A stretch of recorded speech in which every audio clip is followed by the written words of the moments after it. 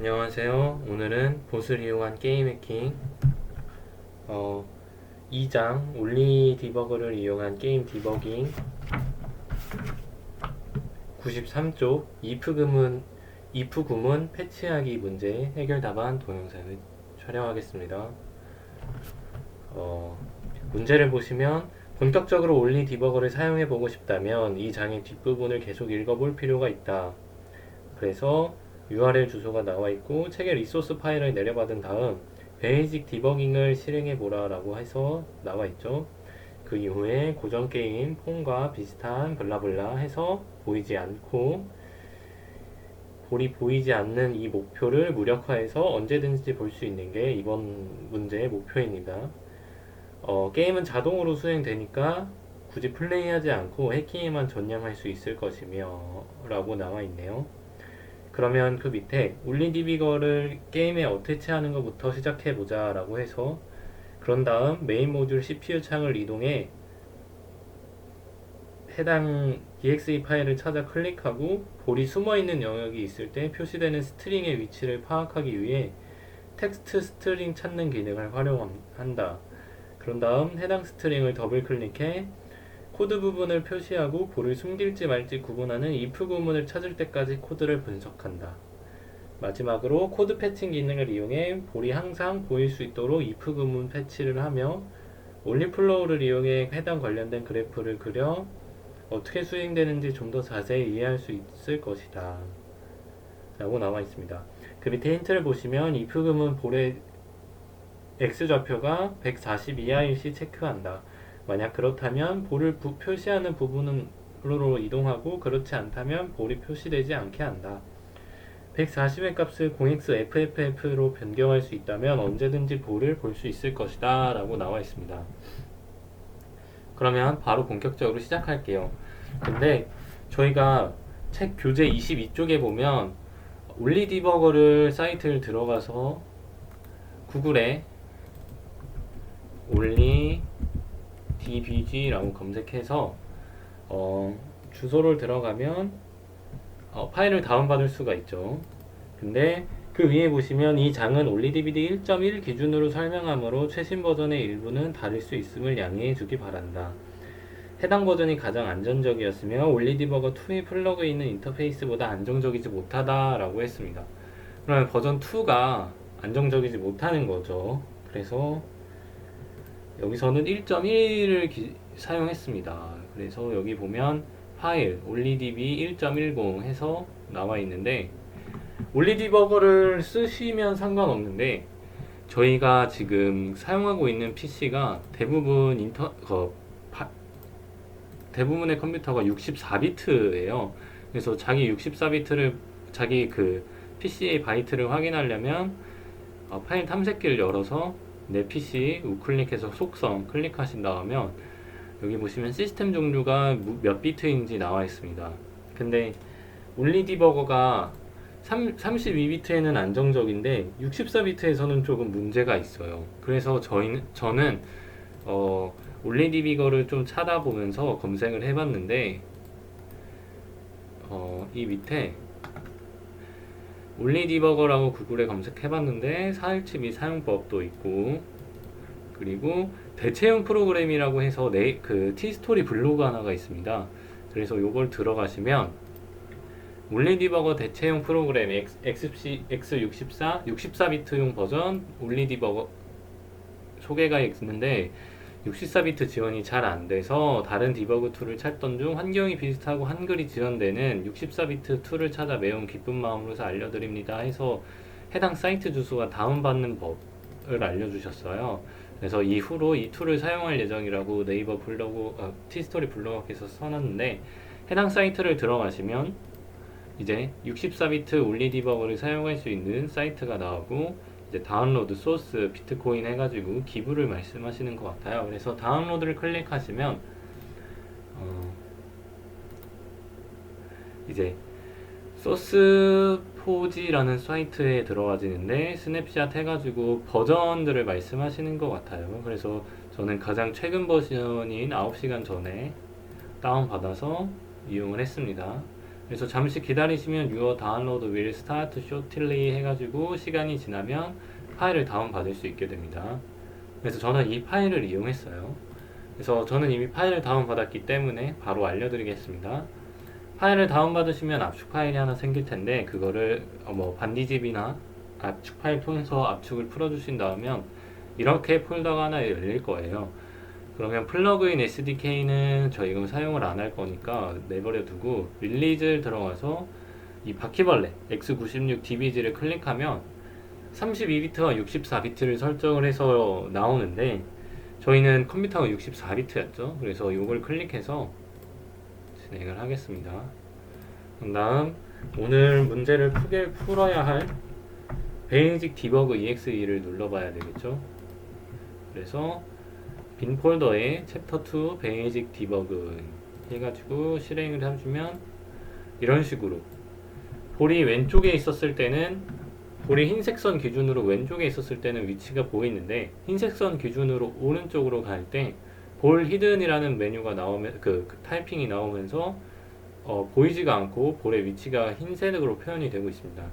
이번 문제에서는 이 숨겨진 볼을 항상 볼 수 있게끔 설정하는 문제인데 바로 시작해 볼게요. 그래서 파일을 실행해서 파일을 누르신 다음 부착을 누르시면 부착이 어태치를 말하는 거예요. 저희가 이게 한글 버전이라 말이 좀 이상한데 부착이라고 생각하시면 됩니다. 그래서 챕터 2 베이직 디버그 EXE 파일을 찾아줄 거예요. 근데 파일을 찾아주다 보면 파일이 안 보이는 걸 알 수 있는데 이게 왜 그런지 생각해 봤는데 이 프로그램을 실행해 봤을 때 이게 64비트, 32비트 기준이 아니라 프로그램이 32비트인 것 같아요. 제 개인적인 생각입니다만. 그래가지고 파일을 부착해보면 챕터 2 베이직 디버그 EXE가 나오죠. 그래서 왜 프로섹스가 표시되지 않나요? 라고 밑에 설명을 보면 GitHub를 통해서 다양한 질문들이 나와 있습니다. 영어니까 구글 번역을 이용해서 확인을 하실 수 있고 제가 64비트로 해봤을 때 안 나와서 저는 32비트로 해서 확인을 해봤는데 여기 나와 있어서 문제 없이 실행을 했습니다. 그래서 어태치를 해주면 파일이 이런 식으로 멈춰버려요. 그러면 교재에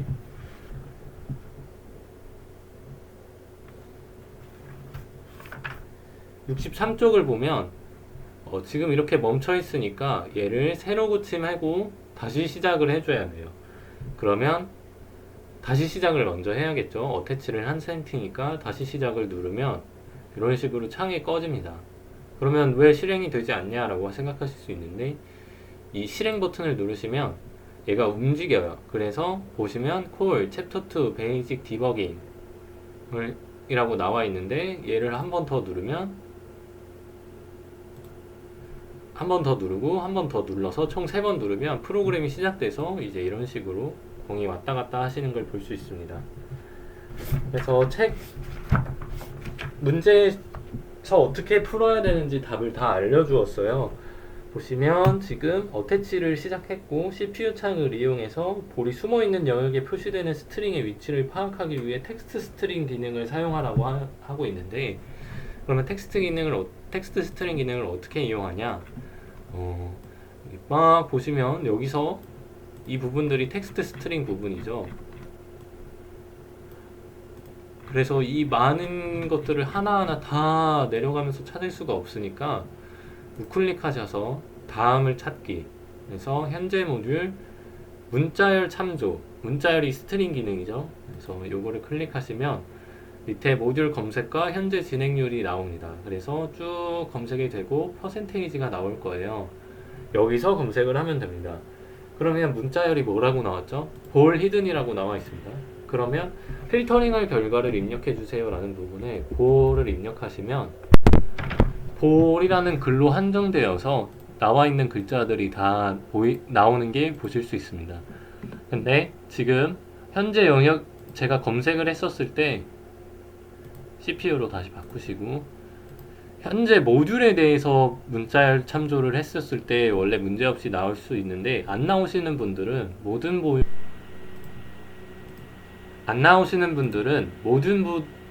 다음을 찾기 모든 모듈 문자열 참조를 누르시면 이 참조 부분에서 모든 모듈에 대해서 검색을 하고 진행이 됩니다. 이와 같은 경우는 모든 모듈을 다 검색하기 때문에 시간이 조금 더 걸리니까 그때까지 잠시 기다려 주시고 여기서 볼을 입력하시면 이제 볼 히든 이라는 문자열이 나오는 걸 확인하실 수 있습니다. 그래서 더블 클릭하면 CPU 창에서 자동으로 이동이 됩니다. 그러면 여기까지 찾았죠? 그랬으면 해당 스트링을 더블 클릭해 코드 부분을 표시해서 볼을 숨길지 말지를 결정하는 if 부분을 찾을 때까지 코드를 분석해 보면 될 것 같아요. 근데 볼 히든이 나중에 되죠. 왜냐면 이 선을 넘어갔었을 때 볼이 히든이 되는 거니까 볼 히든은 선을 넘어간 이후에 출력되는 글자입니다. 그러면 이 위를 찾아보면 알 수 있겠죠. 뭐 막 모브 나와 있고 콜 있고 푸시하고 막 여러 가지 다양한 기능들이 있는데 저도 아직까지 자세히 잘 모르겠어요. 그래서 여기 보시면 뭔가 이상한 게 하나 있죠. 빨간색으로 되어 있는 게 나와 있는데